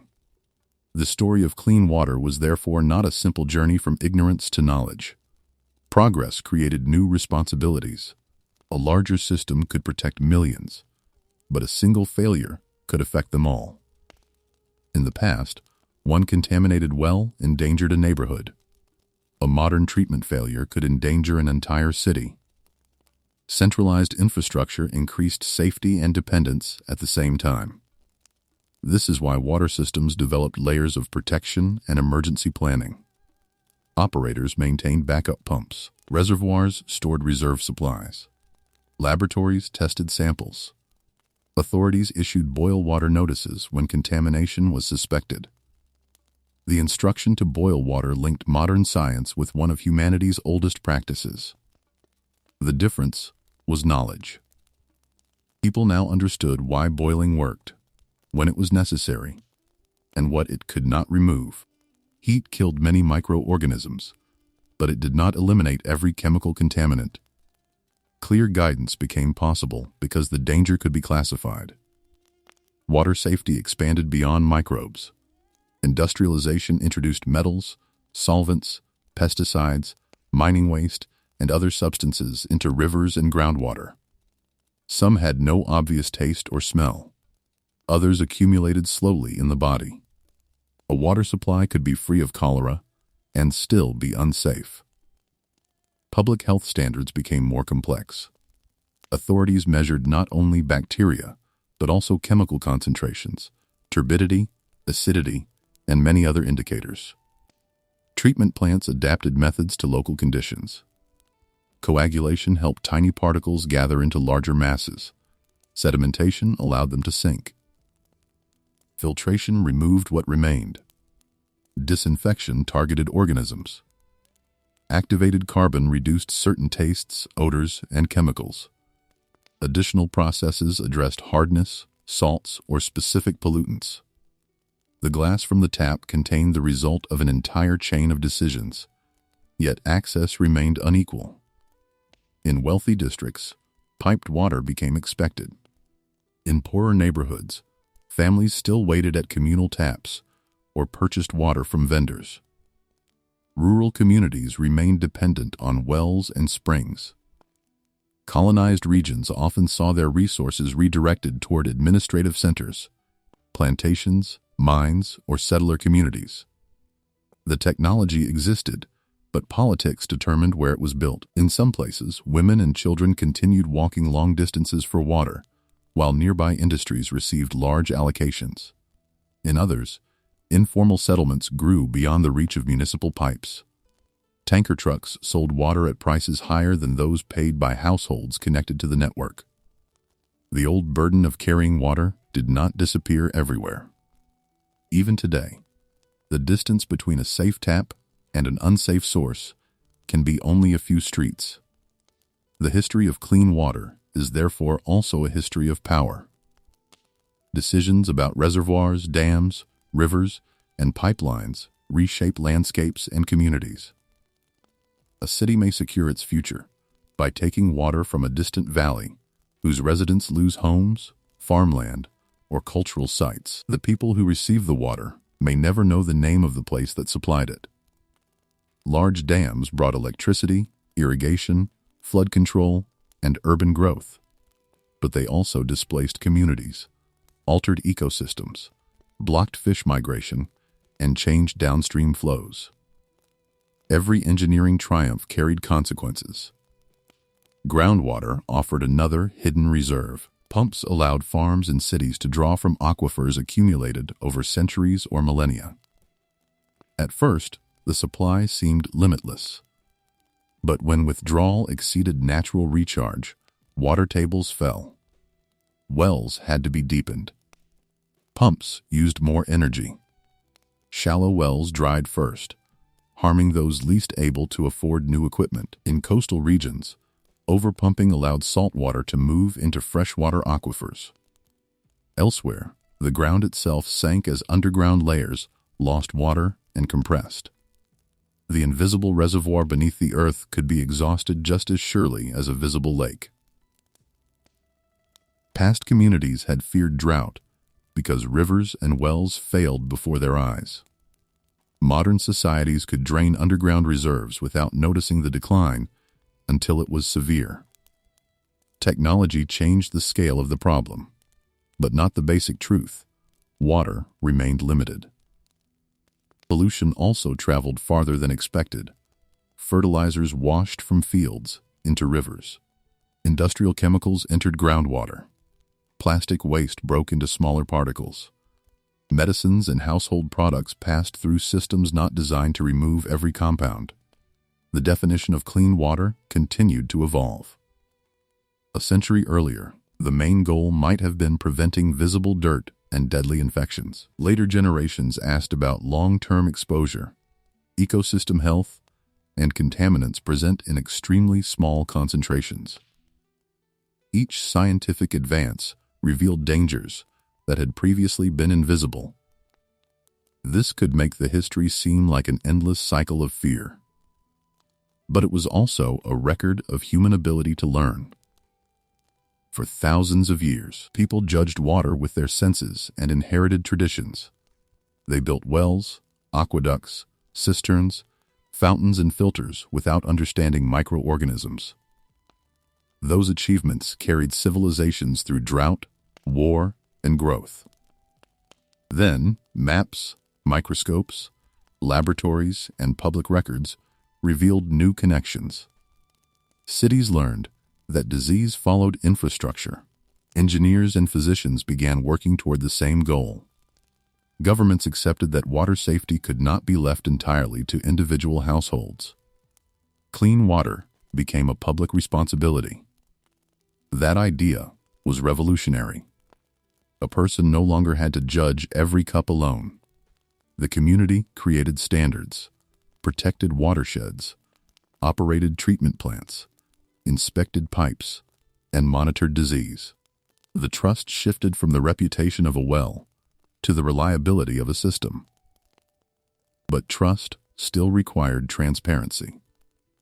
When authorities hid contamination or delayed warnings, the consequences could be severe. Residents depended on officials to report danger honestly and act quickly. A safe supply was built from both technology and accountability. The memory of earlier disasters shaped modern practice. Cholera outbreaks taught the importance of separating sewage from drinking water. Typhoid showed the value of filtration and disinfection. Industrial poisoning revealed the need for chemical monitoring. Pipe failures demonstrated the importance of maintenance. Every regulation carried a history, even when the people turning on a tap never heard it. Fire hydrants stood because cities once burned, while residents formed desperate bucket lines. Sewer vents, backflow preventers, covered reservoirs, and inspection schedules existed because previous failures had shown what happened without them. Ordinary objects became monuments to forgotten suffering. The home itself changed in response. Kitchens were designed around sinks and running water. Bathrooms became private spaces. Schools installed fountains. Hospitals developed sterilization routines. Restaurants were required to wash dishes and store food safely. Clean water supported nearly every advance in modern health. Surgery became safer when instruments, hands, and rooms could be cleaned reliably. Childbirth became less dangerous when hygiene improved. Vaccination programs depended on functioning clinics. Food production required controlled washing and processing. Water did not act alone, but without it, many other improvements would have been impossible. Life expectancy rose for many reasons, including better nutrition, medicine, vaccination, housing, and working conditions. Safe water and sanitation were among the most important foundations. Their effect was especially powerful for children. In earlier centuries, parents could lose several children to diseases that moved through water and food. Grief was common enough to shape family structure, religion, art, and memory. When clean water reduced those deaths, the change reached far beyond health statistics. Families planned differently. Schools filled. Communities retained more of their children. The quiet flow from a tap altered the emotional history of humanity. Yet modern comfort made the old labor easy to forget. A person could wake, brush their teeth, shower, flush a toilet, wash fruit, fill a kettle, and leave home without carrying a single bucket. In less than an hour, they might use more water than an ancestor could collect in several exhausting journeys. The source remained distant and unseen. Water disappeared behind walls and beneath streets. Its arrival seemed automatic. Because the process was hidden, waste became easier.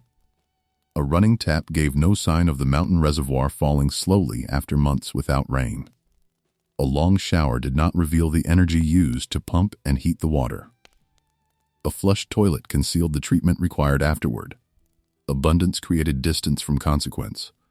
During drought, that illusion weakened. Reservoir shorelines retreated. Restrictions appeared. Gardens dried. Farmers lost crops. Cities debated which uses were essential. The old question returned. Who receives water first?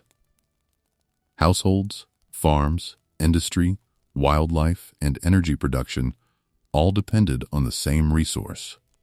A river could not satisfy every demand indefinitely.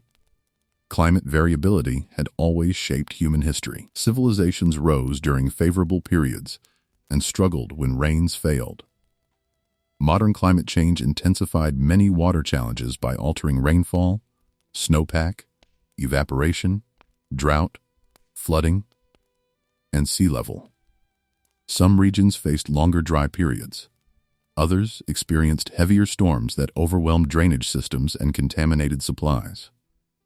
Too little water and too much water could both become disasters. Floodwater looked abundant, but was often unsafe. It mixed with sewage, fuel, chemicals, soil, and debris. Treatment plants flooded. Pipes broke. Wells became contaminated. The scene echoed ancient conditions, but on a modern scale. Emergency workers delivered bottled water, repaired systems, and warned residents not to trust what came from damaged taps. For a short time, the ordinary glass of water again required thought.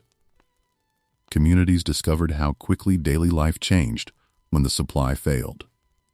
Schools closed. Hospitals conserved. Restaurants stopped serving. Families searched stores. Neighbors filled containers from tanker trucks.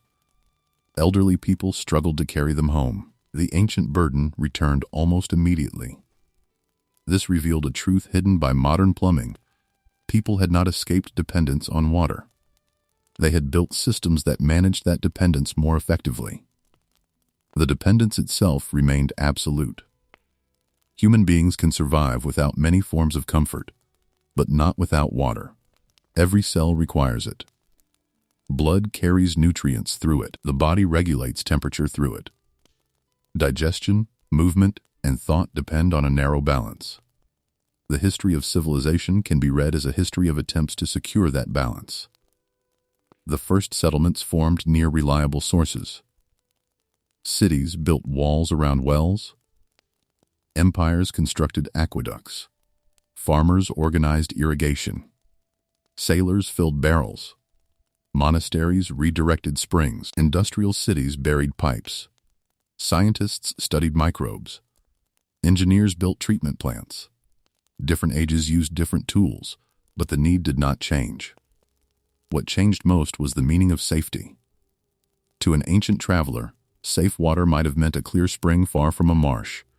To a medieval resident, it might have meant a trusted well protected by the community. To a 19th century reformer, it meant water separated from sewage and passed through sand. To a modern laboratory, safety could be measured through hundreds of tests.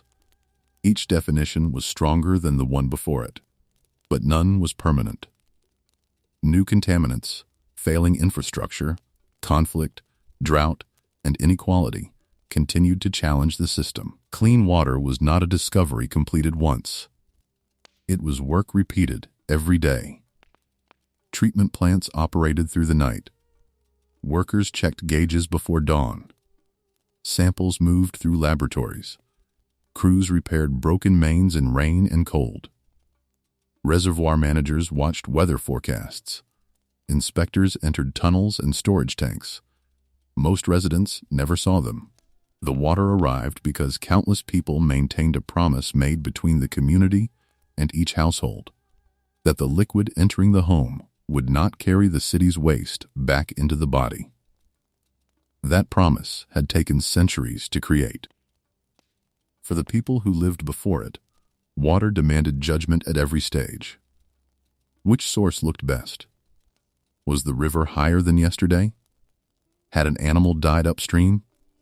Did the well smell strange? Was there enough fuel to boil a pot?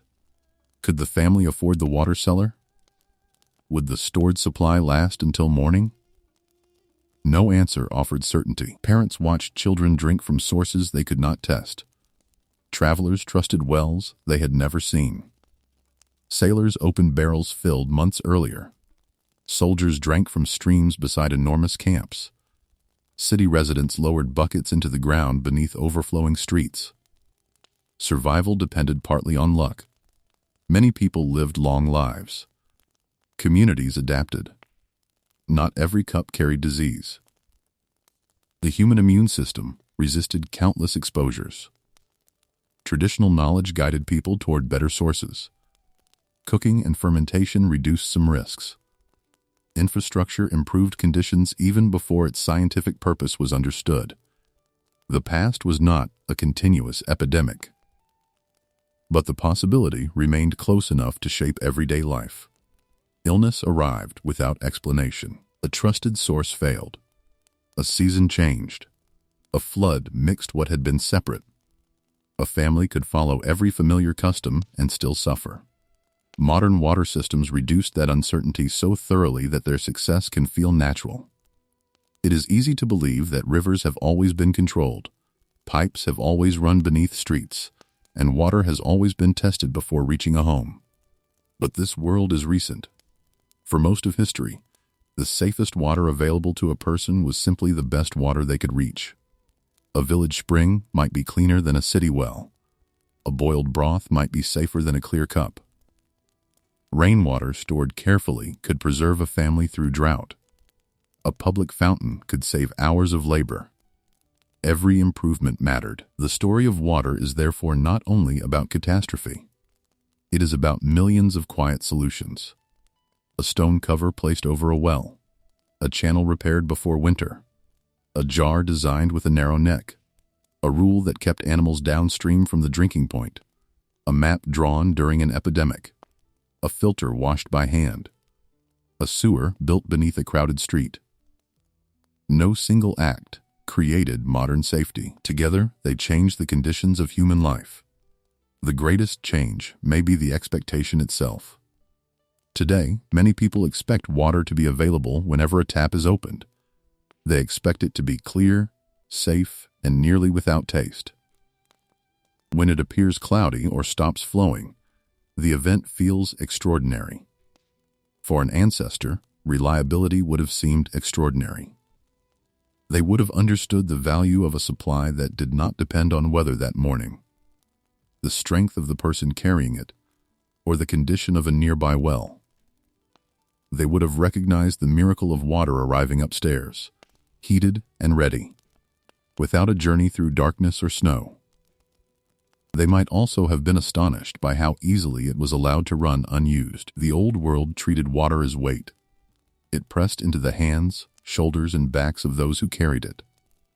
It occupied space inside homes.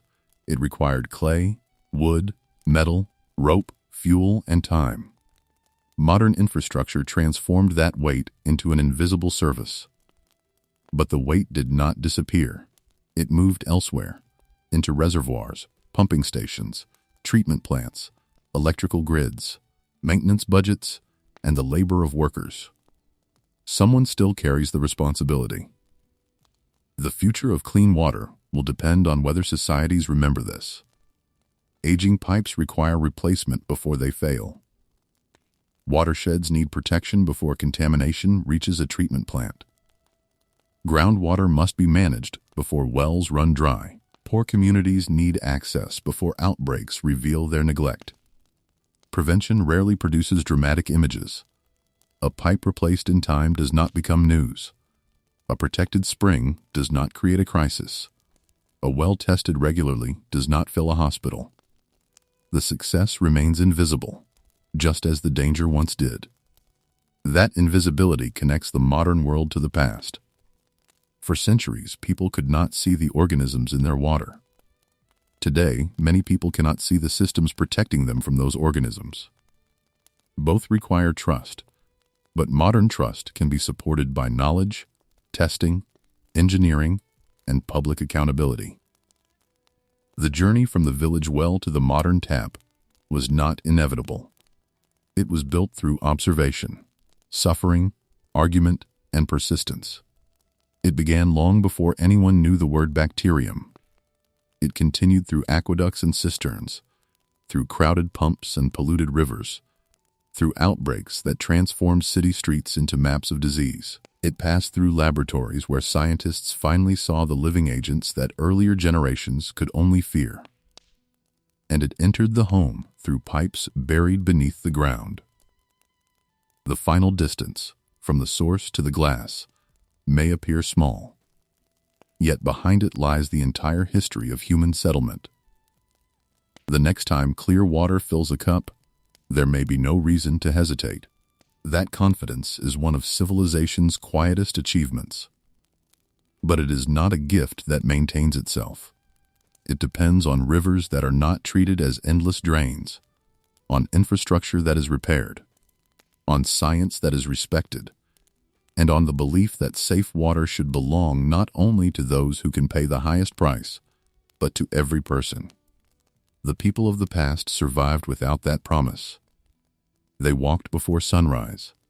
They waited beside wells. They watched the weather. They carried vessels home with aching arms. They learned which springs to trust and which ponds to avoid. They boiled when they could, brewed when they had grain, stored what rain provided, and hoped the water would sustain them rather than betray them. Their world was shaped by every bucket. Ours is shaped by pipes we rarely notice. Between those two worlds stands one of the greatest transformations in human history: the slow realization that water must not only be found, but protected from the moment it falls upon the land until the moment it reaches the body. And so the forgotten reality was not merely that people once lived without taps, filters, and treatment plants. It was that every drink carried a question about the river, the well, the season, the container, the hands that carried it, and the unseen dangers waiting within. For thousands of years, humanity survived without knowing the answer. Today, when clean water reaches us, it does so because generations refused to stop searching for one.